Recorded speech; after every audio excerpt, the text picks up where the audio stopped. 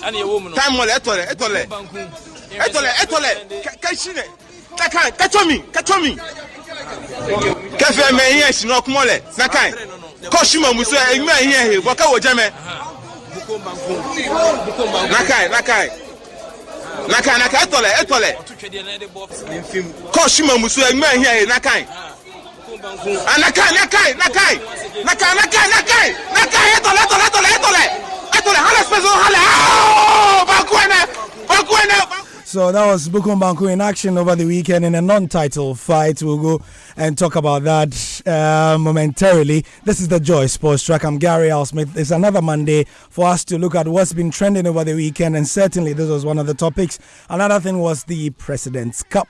And we take a look also, if we have time, at the amazing tennis that we had this weekend to round off the US Open. Welcome and thank you for staying with us here on Joy 99.7 FM.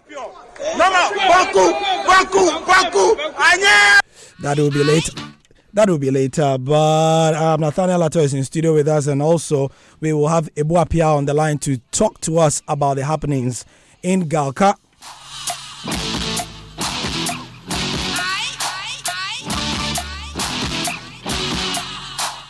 So this weekend, we saw the return of Bukum Banku as if he ever left. He had a non-title fight, but the significant thing about it, if you saw the reports all over the internet, was that it was his first fight outside Ghana. I mean, for somebody of his experience, that was a quite quirky start. Nathaniel Ato is in studio with us. You might have heard his analysis earlier in the day in our previous programs, but thank you for your time, Nathaniel. Great to be here, Gary, as usual. Yeah. Well, I mean, Bukum Banku was colourful. And the one thing a lot of people said afterward was that they knew he was going to give us sound bites for the ages. But give us the context as to how he landed this bout in the first place, even though it was non-title. Well, after the loss to Basti Samer, there have been many attempts to get him to fight, to get into a big, high-profile fight. Because love it or hate it, or love him or hate him, I mean, he's played a role. He's played a very critical part in bringing our boxing to this level of interest as we speak in the year 2019. And so many attempts were made. There were the attempts to get him to fight in a rematch against Basti Samer. It didn't work. I mean, clearly Banku still had some question marks, a lot of them leaning towards paranoia, and so he wouldn't get into that fight again. And of course, before he gets an opportunity to fight in something weighty, and when I say weighty, I'm talking about, a significant fight. A significant fight, which will get you into the ratings, the major ratings of the four major sanctioning bodies. So he had to pace himself gradually, and this is an example of getting such a fight. So from here, then he can start, building gradually, or he can even go back to, talking about that rematch against Basti Samer, because sometimes in your career, it's not necessarily about the money. Sometimes it's about making the statement, and that's the reason why Jeff Fenech decided to fight Azuma when Azuma was age 50, just so he could feel that satisfaction within him that he probably had won a fight against Azuma, or live within that very, that imaginary world that he had won a fight against Azuma Nelson. Same with Joshua Clottey, who doesn't want to have a purse on the night when he probably gets the opportunity to fight Manny Pacquiao again. As to whether that will ever happen, nobody knows. So Banku needed this fight to also prove a point to Ghanaians. Testing your ability away from your comfort zone is very important, and which is what you mentioned about my reportage earlier this morning.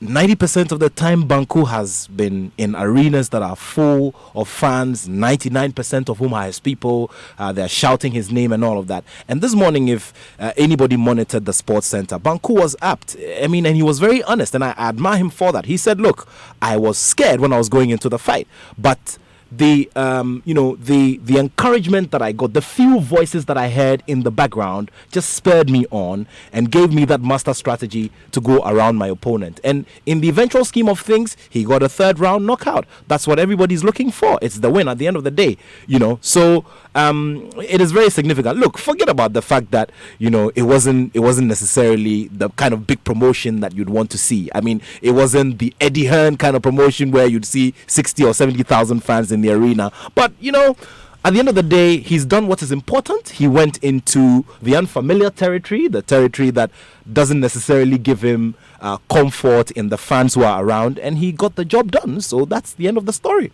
All right. So Bukom Banku Brian Makamoku, to give his official name, was in the fight, and he dropped his opponent, like Nathaniel said, in 3 rounds. His opponent was Roy Hart Bill Kettekin. Yes, that's Bill it. Kettekin, Now, yes. the interesting thing about this guy is that his record is not exactly. He's a journeyman. He's a journeyman. Yeah. And that drew a bit of derision from people. But you are me, as good as the boxer in front of you. Let me tell you something. Yeah. Journeymen have different roles that they play. Some of them come, you walk over them, and some of them come in and they give you a tough test. Look, in recent times, we've recorded, fights in this country where we've seen boxers from especially Eastern Africa who have come in and have given tough tests to their opponents. Look at Mfaume who fought, Joshua Clottey in his supposed last fight of his career. Now Joshua Clottey is making a return. Look at Mfaume. I mean, his recovery rate was so impressive. His counter punching was so swift. And you ask yourself, are these the same guys who we always disrespect and say are not worth their salt? So opponents, look at his structure. His structure could be likened to that of Andy Ruiz, who recently defeated Anthony Joshua. So you see, when you step into the boxing ring, anything can happen. Look, once you step into that square, anything at all can happen. And so Bukom Banku could have lost this fight. I mean, he could have gone down with the first punch. Remember, Banku was scared. So anything could have happened. And so these opponents who have more losses than wins come in there to play different roles. And I think that he gave the best of what we could probably see. What is important here is that what goes down in the books is that he won the fight. And that's important. I mean, so one other thing that it does to him is that it bolsters his confidence going forward into other fights, away from that region. If, for instance, he gets an opportunity to fight in the US, he can go ahead with a lot more confidence, and it could spell the beginning of new things for him. Because in the sport of boxing, just like other fields, it's your name and your pedigree that gets you there. Banku has at a certain point been rated number 5 by the WBC. That's a big deal. There was a point when Nathan Cleverly, who was then the WBO champion, chickened out of fights with him because he thought Banku was way too dangerous a venture to go into. There were other opponents. There were Russians. There were others who had the opportunity. The opportunity was put before them to fight Banku, who was at that point a number 1 contender, but nobody would fight him because of his record, because he was a dangerous, venture to go into in the boxing ring. And so if he's serious about this and he really wants to do something significant before he hangs his gloves permanently, then he must decide to take some of these warm-up bouts away from his comfort zone, test his psychological strength, and you may never know. I mean, his brand of English could become a household name, just like many other things have burst on the internet and they've become phenomena over time. All right, Nathaniel, many thanks for your time. So, Bukom Banku was supposed to fight a Hungarian opponent, but it didn't happen. And so he was given this German to fight instead. I mean, he dealt, the videos are on myjonline.com. The Hungarian opponent, Frank Albert, was unable to make the fight. And so he instead dealt with this boxer whose record stands at 10 wins and 18 losses with 9 KOs. Banku himself is 31, 1 and 23 KOs. So, not bad for the Ghanaian. Many thanks for your time. Let's hear from Bukom Banku now himself after the bout. I need a fight round 3. I stopped my opponent round 3. Oh, okay. But this is your first international fight. This is my first international fight, Tali. Well, I make out to win the fight. When I want to lose this fight, they're gonna shame. But yes, I'm training hard for the nation before I come here. Okay. Yes. So after this, where are you going? But after this fight, I they go German. From German, they go to America, Atlanta, to go and fight the weight title. Because me, my promoter, he have money, he have lease. He have lease to want to be a world champion. Oh, okay. So it means that there's hope for the future. Yes. Right now, I renew my future. 41 years old, you are now having your first international bout. How does it look to you? It's good, but you know that if you watch some people have the 47 years, only feel on your 47 years, no kita wet 30 say amanya 41 this say who share bible news one say Sarah he grow before he born. Yeah, Sarah grow before he born. Like me, I get 41 years. I go to the first international fight. By the grace of God, I win the fight. I will look my forward because my promoter say he want to give me the world title. I'm sure that a lot of people who have heard about you were looking up to your normal entertaining activities, but you couldn't deliver that one today. Oh, don't mind them. We always had to do everything by the grace of God. Yes, everything I had to do by the grace of God. I mean, I'm the more talented.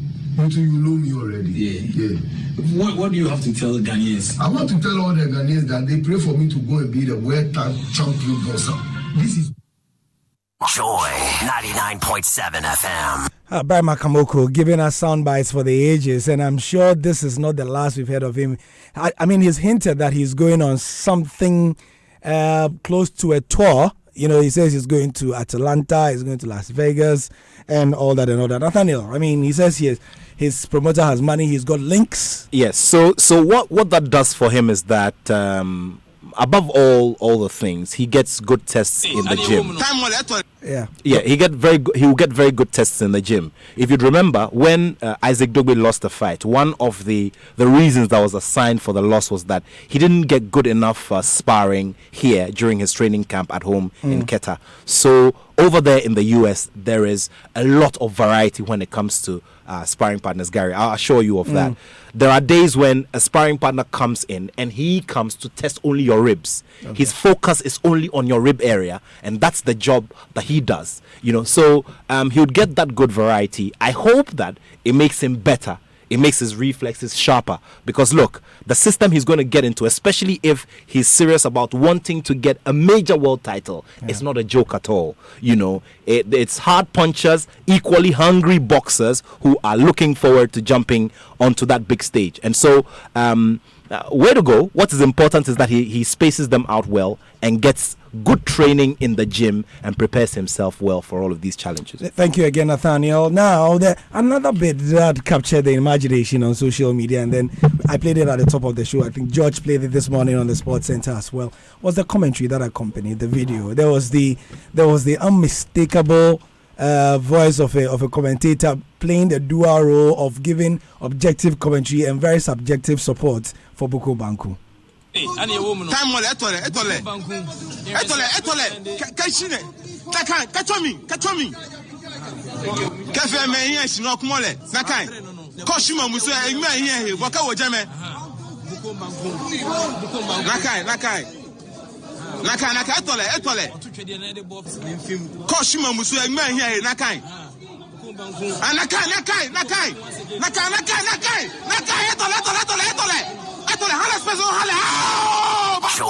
99.7 FM.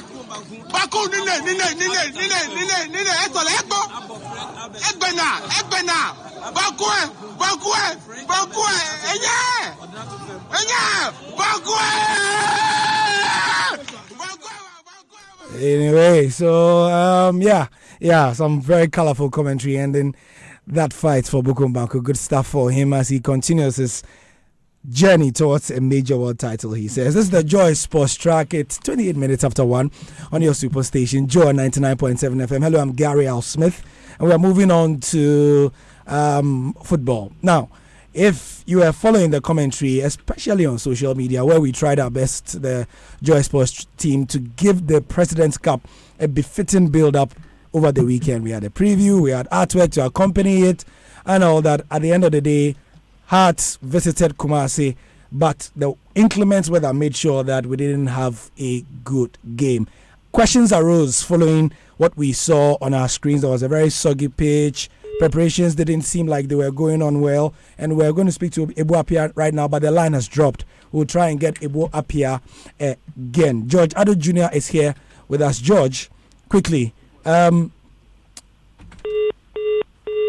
we saw Heart and Kotoko go at it this weekend in Kumasi. The build-up was good. I mean, there was quite an amount of interest for the President's Cup.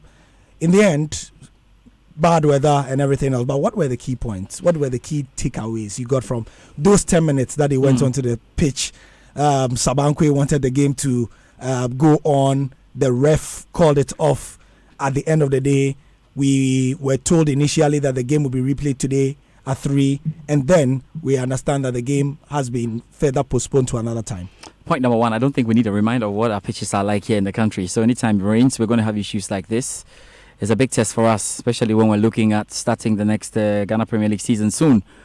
We have to think about maintenance, and the pitch is just a microcosm, really, of the state in which the Baba Yara Stadium is in right now. And if you follow, tartan tracks have issues, where people have to sit have issues. So there's a general topic or a general discussion on what we do with our stadia to make sure that we are at least ready in and out of season, which is very important. I saw a post on your Facebook page. You asked people to describe in a word what the pitch looked like. Even the pitch description, it just tells you that we are joking with maintenance, and this is not a surprise. This is not a surprise to anyone. Now the next one for me is, why do we think that the President's Cup is still very relevant in these days? I'm saying this because the last 2-3 editions, we have not had the president of the country there. In attendance. And that was the striking thing for everyone. If you were going to play the President's Cup, you wanted to see the president there. That was the first thing. That was what made it all important. Number two, I think that per the calendar, we seem to be playing out of season at the moment. Yeah. Because when we had the regular Ghana Premier League season running alongside... Sorry, Joe, let me cut you and bring in Ebo Apia. Okay. Ebo Apia of Galka, thank you very much for your time. Thank you guys for having me. Yes, so George started making the point, but I'm sure you've seen the commentary that accompanied the fact that the game was called off. What were your general impressions of what happened in Kumasi yesterday? Let me ask your official position on that. I think that for a cup match to honor the sitting president, it's in order. Unfortunately, as nature would have it, it was rained off through no fault of anybody. So I think that, and if you are looking at the backdrop of the fact that football is not happening in this country for some time, so if you can have anything that can engage the two most glamorous clubs in Ghana, I think it was a good idea and a good match that could not come off, that was rained off. Right. I wanted the official position because it will lead me properly into the questions we want to ask. Again, when George was making his submission just before you came on here, I'm sure you heard him. I didn't hear. Fine. All right. He was making the point that probably the President's Cup has lost its relevance because, one, the institution, I don't want to say the person because this is for an institution, the president, after whom it is named, has not made an appearance in the last 2, 3, 4 editions. Why are we still playing the President's Cup? Oh, so I think rather it should not be. Then your question has to be rephrased, because the question you should ask yourself is that, is it because they don't recognize it, or because they've not been able to have time to come? If they don't recognize it, the ministry will not sanction it, and the presidency will not sanction it either. You cannot say you are playing a President's Cup, the president doesn't want it, and you go ahead and do it. So why do we play it? So that's something. It doesn't answer your question that it's not relevant. If it's not relevant, the presidency will not approve it. Okay. Historically, since independence, the marked feature of the President's Cup is that because it is for the sitting president or the head of state, he's always there. Yes, but I'm saying that you reckon that probably what the question we should be asking is that, is it a matter of fact that we have not put the fixture at a time that will be convenient for the president to come, or is that the presidency is not interested in the cup? Well, you are Galka, Ebo. That's why I'm asking you. Yes, I think that it is the latter. The president has so much to do. If it is that we are playing the President Cup and he can come, I don't see any reason why he will not be there. Ebo, the question I would ask you is, if there's adequate planning for 57, 58 years, the president has almost always made an appearance. Yes. So that is, he has so much to do, yes. The sitting president has so much to do, but if there's planning, there's time, there's enough communication, the president will come. Yeah, so that is where your question should be, that has it been, is it possible that we have not planned this to synchronize with the president's calendar? But you are the administrator of Galka, so I am asking you. Calm down, Gary. Calm down. I'm telling you, your question was that, is it relevant? Yes. And I'm trying to answer that one. That is different from the schedule of the president. You cannot add the two. I disagree with George if he's talking about relevance. You cannot add the two. What you should say is that GACA should be able to plan it properly such that the president would be able to attend. That I will agree with you. I'm not sure how the two questions are very different, because out of the proper planning comes the relevance of the competition. One is a function or the other. So I'm not sure how the two are different. So are you admitting by what you are saying that GACA has in some way has not planned properly and so not been competent in this? No, Gary. What I'm admitting is that if it is, and I see no reason why you tell your audience that it is, that is not true. If it is the past couple of years, the president has not been able to attend, then the management of GACA should look into it. It's not good for us. That I concede. But to say that the CAP is irrelevant, that is what I disagree. Okay, fine. The President's Cup has traditionally been played on July 1. Why have we changed the date? Oh, but you know we are not in normal times. A lot of things have happened in Ghana football for the past few months. I know a year plus. So the back and forth on trying to get the thing to happen, you know, at GACA, we were involved in trying to get this statutes written, even amongst us. Look at what happened to be able to arrive at a consensus. A lot, Gary, you must appreciate that a lot of effort has been done at the back end. I agree with you that the match should have come on much earlier at the traditional time it's supposed to have come. But it's better late than never. So, based on all you have said, I ask you one more time, did we need to play this President's Cup? Especially if you take Asante Kotoko's participation in Africa into context, and that it will help them in preparation. I do agree. For instance, Kotoko hasn't played a football match for 2 weeks, and they're going to play Etoile du Sahel. So if you can get the boys to be competitive before such a match, I think, based on football reasons, it's very important for the President's Cup to be played. All right. So George is here. I'm struggling to understand. You know the point. I'm struggling because I'm struggling now. If GACA have had issues and things have been difficult and we are not in normal times and the president can't come, why do we go there? Kumasi Asante Kotoko anyway did well in the CAF Confederations Cup, with or without the President's Cup, and they have their plan. That is why Kumasi Asante Kotoko are saying that they are not even interested in playing again. George, how do you know the president had said he would come and later could not come? Oh, we know. Was he coming this time? I'm saying, do you know? No. Was he coming this time? Wait. Let us separate. Is he coming today? Hold on. Let us situate the argument from the fact that the president must be there and that whether the president said he would come and he could not become. I agree with Gary's assertion that it is important that when we are playing a President's Cup, the president must be present. That I totally agree. But what I disagree is that because the president couldn't come, it makes the cup irrelevant. And I'm saying, probably, we sent an invitation to them. They thought they could attend. At the last minute, something comes up. Did you send an invitation? Let's ask you officially now. Did you send the presidency? Let me tell you, GACA will never organize the President's Cup without informing the presidency and the ministry. Remember, we worked through the ministry. Sure. So we have gone through the Minister of Sport. So you can check for the ministry whether they were aware of this match or not, and whether they went ahead to sanction it or not. Right. And that I can tell you we did. You see, my point is, I still think that if we can have the president around, then there's no point because it's the President's Cup. And I'm saying this because it's happened for some time. So even the players, even for the players, it's not going to motivate them to want to play at the level because they can't see the president there. Before you see the president there and you play well, and so that these football goals that you want, that the team will get the right exercise ahead of a competition will be there. But the president is not there. You call the vice president, you call a minister. Everyone understands. He wants to make. He wants to reply. George, we are here. I am with you and Gary when it comes to that the president must be there. I am with you. I am support that idea 100%.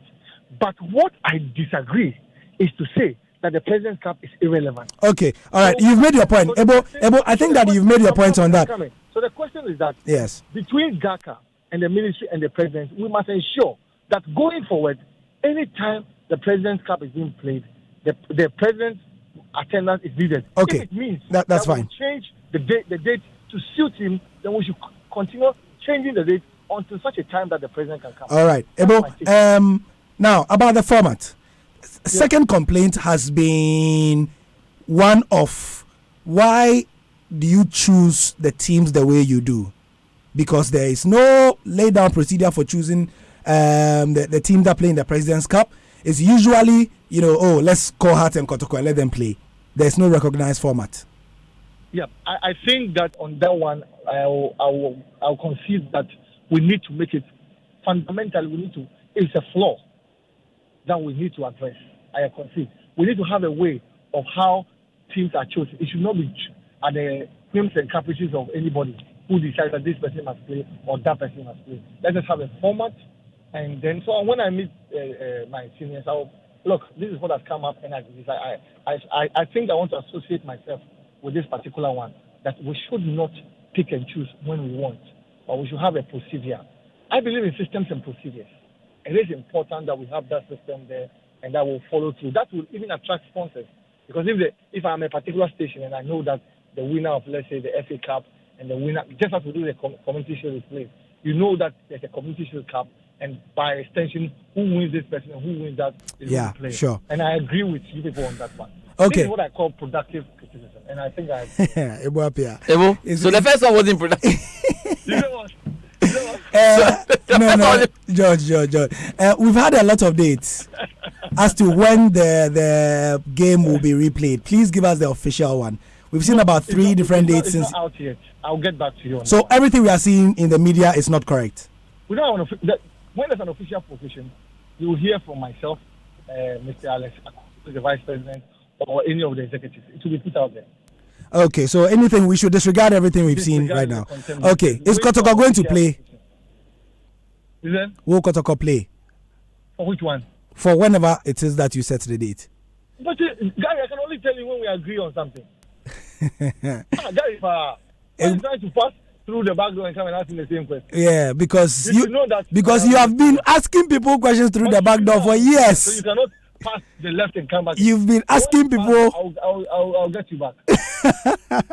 You should know. If you pass left, I will bring you back to the right. I hear you, Ibuapia. He's administrative manager of Galka. Thank you very much for your time. It's always fascinating when you get your colleagues or people who used to be on your side of the microphone and this time they are on the other side. But I think that this is not the first I've heard a Galka official speak on this matter in the last 24 hours. Largely they agree with what we are saying, George, that the President's Cup is not that it's become anachronistic. It's not out of its time. It's not but it's just the format. Times have changed, but the competition has not changed, with it, because like you said, truly the president has a lot to do, so maybe the presidency can decide that let's decide on a certain day where we will play instead of having a hard and fast 1st July. Yes. Because it's not a holiday, anymore. It's just commemorative. It could become a holiday or might not become a holiday again, depending on what happens in Ghana. All these things there. So I think it's good. I think it's good. And again, I would like the clubs to take a posture that tells Galka you cannot just step in and call us at any time. Yeah. So I'm for anything the club say that they need things to be done properly. Yeah. If you want me to play in a cup to honor the president, you need to go through the right channels, and the club should be giving enough time to decide whether they want to do this or not. It shouldn't be the old thing, it's Kotoko and Hearts because the president, Kotoko must find a way and play. No, or Hearts must find a way. No. I mean, I like where it's going, and Kotoko should think about Africa. Africa, indeed. I mean, looking at the kind of preparations that they had and what people were expecting from that game, the hype around the game was good. It was good. Yeah, people were really expectant. We're good because remember, Hata on the ascendancy, Kotoko obviously on the ascendancy as well. It was a great time for the two teams to meet. Yes, and one or two of the fans are very, very disappointed. 102, not 102, George. Yeah, I'm being very careful because I'm sure there were some Liberty some fans and Interlight fans who wouldn't care anyway. But I think Hearts of course was great, and the fans are disappointed that this certainly didn't work out. I'm sure we can look at the bigger picture when it comes to maintenance of stadia. I'm sure we've said this over and over again. It's also not too good that after 40 minutes of rain or 30 minutes of rain, we can't play football again in what's supposed to be the best stadia in Ghana. One of the best stadia in Ghana. Isn't it the best? Well, yeah, the Kumasi Stadium. Yeah, it's the best. It's the best. This is Joy 99.7 FM, and we are still on the Joy Sports track. I mean, something we would like to touch on, obviously, is the tennis, George. For for the US Open, we saw remarkably good tennis over the past fortnight. Remarkably good tennis.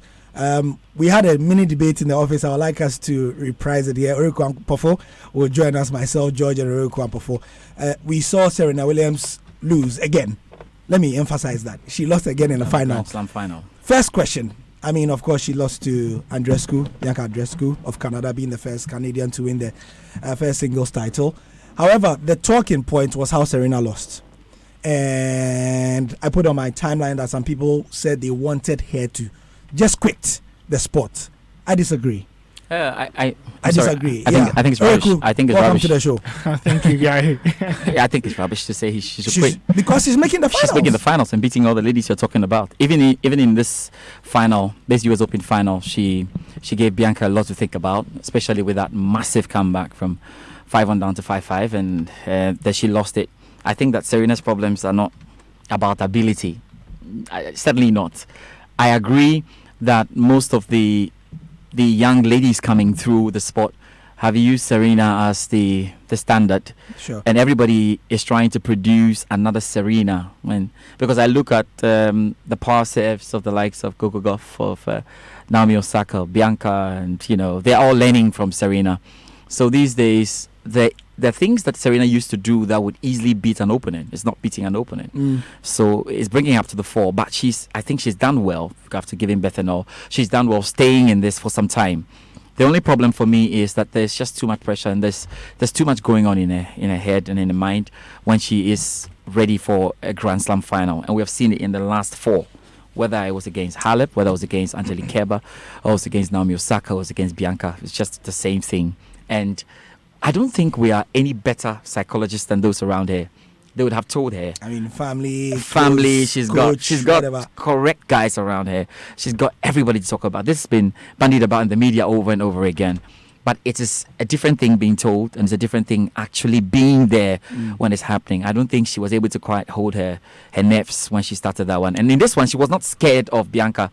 She wanted to get the job over and done with quickly. Yeah. So she was going hard at it.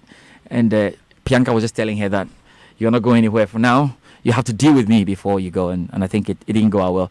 When she started coming back, it was just too late. And Bianca had gone too far. Oriku, walk us through how you saw the Serena game, the final game with Bianca. Walk us through how you saw it from your perspective, how she lost it.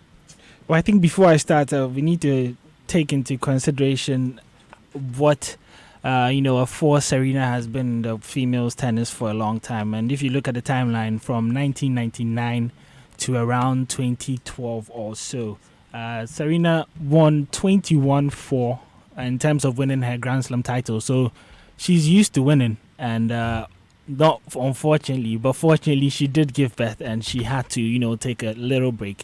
And so this is someone that is now having to adjust to something that she's not used to. She was so dominant in finals, and things always used to go her way. And then now all of a sudden she tries one final, second final, third final, and now the fourth one, which I think is pretty interesting because she should have won this game. I think she should have. You are so convinced that she should have. She should have. And if you look at the second set, I mean, this was the best version of Serena we've seen post, giving birth. Yeah. And I think that it's such a game of margins when you look at tennis. And in the first game, when she lost it and she allowed Andreescu to break her, that was what switched her mood. All of a sudden, the crowd moved from pumping up Serena to a form of anxiety, and then Andreescu goes on to win her game 2, and all of a sudden, turning point. Yeah, it looks as if it's 2-love, and Andreescu goes on to power her in the first set, and then that continues into the second set. And I think that the biggest point was her body language. That didn't look like the Serena that we've seen at all. At a point, she almost looked as if she wanted to cry. And I think that was affected her mood. Her first service was really, really poor. She couldn't even, serve in well. And she ended up double faulting 12 times also.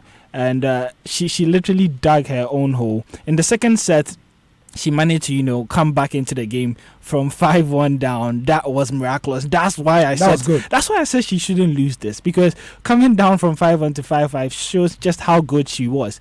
And if she probably had her head, straight in and concentrating from the beginning to the end, it could have been a different story. You look at Nadal yesterday when in the second set. Okay. In the second set. I didn't want us to go to Nadal, but just a little comparison.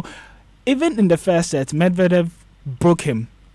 What did Nadal do right after he broke him back? Immediately. That's how they are supposed to be done. Because tennis players are usually at their most vulnerable when they break you, because you start to feel comfortable. And instead of, Serena feeling down and all that, I think she should have been more aggressive. And she would look back at this final and say, maybe I could have done a little bit more. But you listen to her post-match speech saying that if there was anyone she would have wanted to win, it's Andreescu. And she told Venus that, and I tried. And it looks as if she's reaching her limit. Yeah. And it's quite unfortunate that she might be judged according to this. But I still think that even if she doesn't win that 24... She's and that's what's causing all of this. Yeah. Because she's thinking that if I don't get this, I might not get the respect. Yeah, and so she's not thinking or match game by game, point by point, like what Nadal was doing yesterday. She's not living in the moment. She's thinking about the bigger picture. And with tennis being such a tight game that you're supposed to coach yourself, you need to be really mentally focused. And I think that she lost the battle in terms of the mental on the mental aspects. Physically, I think she was good, but mentally she's been in great physical form in the past 2 weeks. George, you wanted to make a point. Yeah, I was just saying that, but yes, Serena has tried her best and all, but look, really, the name Bianca Andreescu was on the cards at the beginning of the tournament. So she beat Angelique Kerber only to win right there. She won in the Canadian, of course, the Open. She's won 2. She beat Angelique Kerber, she beat Serena Williams. Yeah. So, and it's always important to note this, that coming into the Grand Slam, we see it. Naomi Osaka gave Serena a hard time before she did give her a hard time, on the final one. Now, she was in the French Open, second round. We saw her in Australian Open, first round. We saw her also in Wimbledon, second round. So she's been around. But I have to tell you that on form, coming into this, from the Indian Wells, after she beat Angelique Kerber in the final, and then beat Serena Williams in the Canadian Open, she really was the lady we should be looking at. The only problem for most of the pundits was, will she be able to mix everything when she comes up against the top guns? Sure. She did a good job. So I agree. Serena is not done. No, Serena can still make another final. And even if she doesn't. Yes. So it's all about what you see. Oriku's girlfriend, Serena. It's all about what. It's all about what Serena does when she gets there. But you see, these youngsters coming through these days, you may not have all, because remember that Serena has not got those, like the power serve, all the things that she used to do before. They have found a way to repel, yes. And they're repelling very well. So now it's come back to mentality, and that's when we get to the male division. We'll talk about it. What is separating the old guard from the young boys is the mentality, because they found a way through it. I think on that level, Serena is weak, and her body language was just bad for herself, and everybody was watching. But the bigger picture, because I want us to go to the male side as well, is that it's refreshing to look at the female game and to see the sheer number of amazingly ready mentally, and I want to underline that word and circle it, mentally ready female athletes who are willing to challenge the established order. You don't see that on the male side. And on the female side, they are putting in the work, they are copying Serena, they are copying anybody who is up there, adapting their game, and they are playing them according to their strengths and beating them at their weaknesses. I remember was it Townsend play Halep? Yeah. She was like, look, this girl's being possessed. She just felt, I've got to beat this Simona Halep. Forget about her ranking, and she played well. And I think that's what's happening in the women's division these days. If you come up and you do not get your stuff on the day, forget about your ranking, you will be beating. And we've seen it happen over and over again. The only problem is that we don't have the consistency that we want, and Serena is still the name to go to. Yeah. And that's the interesting thing, isn't it? You see Naomi, and then she slackens. Obviously, she had personal issues. She had a few mental challenges she couldn't overcome as well. You saw Angelique. When they were putting Bianca's name on the thingy yesterday when it was done, you saw the names there in the 4 previous years. Great names. They all came and then they sort of were like a flash in the pan. They had 1 or 2 Grand Slams, and then they went. But in the men's game, let's come there. Nadal, I mean, after 4 hours and 50 minutes, almost 5 hours, and he was an absolute beast when he beat Daniel Medvedev. What I want to ask is, why aren't the younger generation in the male division able to replicate what their female counterparts are doing? And it's still the established 3 up there who are doing what they are able to do. Established 3 being, of course, the 3 GOATs, Djoko, Rafa, and Federer. Go, Reku. Well, I think it's a similar scenario to what we are seeing with Ronaldo and Messi. And in football. It's more of a case that these young guys coming, look at Medvedev, Dominic Thiem, Chile, Tsitsipas, all these guys coming up. I think that they're good. They're close to world class. But the 3 guys they are chasing are nowhere around this world. They're probably out of this universe. Yeah. And that's because they are all technically so good. And George mentioned how well framed they are mentally. Psychologically, I think that they are up there. They all believe that they have to be the best.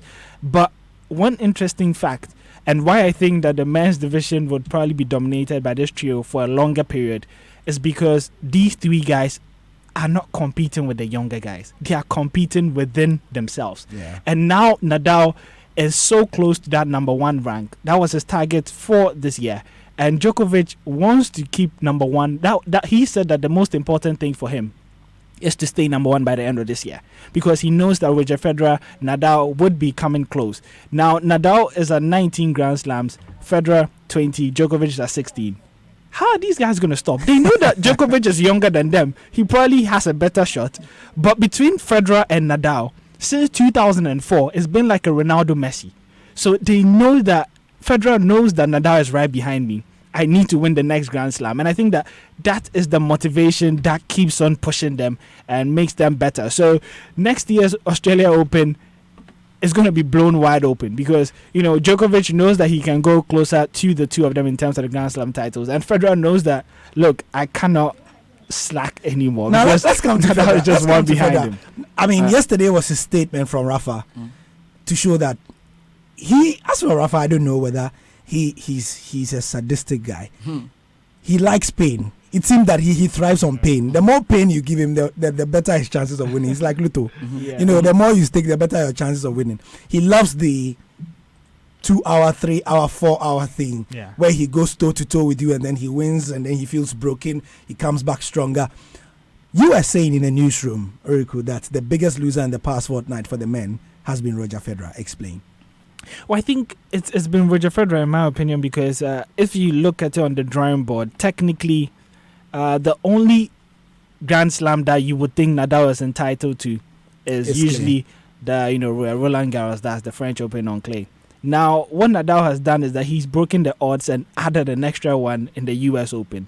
You would have expected Federer to win that Wimbledon. That skipped him narrowly in that final. Now he couldn't move to 21, and Nadal has chipped in an extra one. So if things do go according to plan, and you look according to the order in which we know it, we know that Djokovic would win Australia Open and come to 17. Yeah, he would probably go to 17 there. We know that Nadal will win Roland Garros and go to now, 20. Wimbledon is where it's tricky, because Djokovic has been pretty dominant there. Yeah. Federer knows that he cannot beat Djokovic there too, so he has to find a way of digging deep and probably challenge for the Wimbledon or US Open, because if Nadal wins an extra one apart from the Roland Garros, that's when it gets dangerous. I just wish George, I want you to come here. So now, what does Federer, if you are coaching Federer, I mean, hell, yeah, that would be great. You'd be earning millions. But if you're coaching, would you ask him to skip 1 Grand Slam to make sure that he composed? Because we know he's done it before in the last 2 years. Yeah. Quickly, so I think 30 seconds. Federer forget about the French Open and the US Open if he can.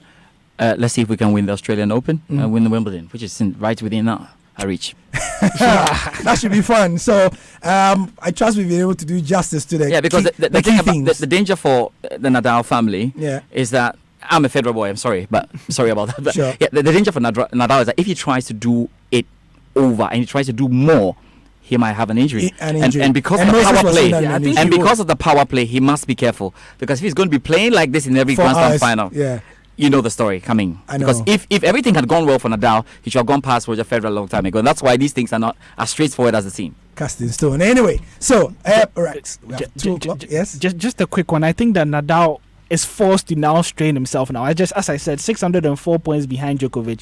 He knows that if he takes the 2 next ATP tours seriously, he could become number 1 at the end of the year. But that would mean that he may have to forfeit his wedding in October. It's a tricky situation for now. Even aside that, like, I mean, how far? Like, he may have to do what? You see, yeah, he has a wedding in October. That's for sure. No, that's what I'm saying. You can't skip a wedding. If you want to be number 1, this is the best moment to hit Djokovic unaware.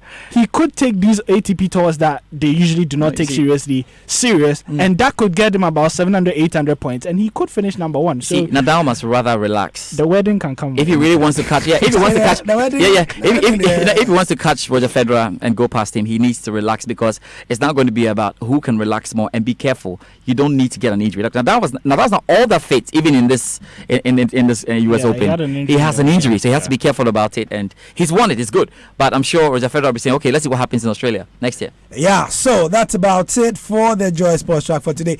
We can have a more nuanced discussion. Yeah, we've got I trust more. we have hit the high points. Because I'm sure you want to make the case for the young boys and who's coming up, who's on Medvedev. I want us to look at the top 3 especially from the male side, and what they've got to offer. But we'll have time to do that on a separate note. And this has been a good conversation. We're going to cut it and put it on social media, maybe on First Take this weekend. Yeah. On Friday. No, I don't think we'll have time for that because of what we have planned. Such a big menu for that. Yeah, we have a big menu on Friday. But the locker room will be on Friday at 1:12. In the meantime, follow us on our social media handles and also get enough content on our various bulletins across the Joy Sports universe on radio, TV, and online. I'm Gary Alsman. Many thanks, George, for coming. Thanks, Gary. And also many thanks, Oreko Ampofo, for an edifying discussion. You're back next week, Monday. Bye-bye.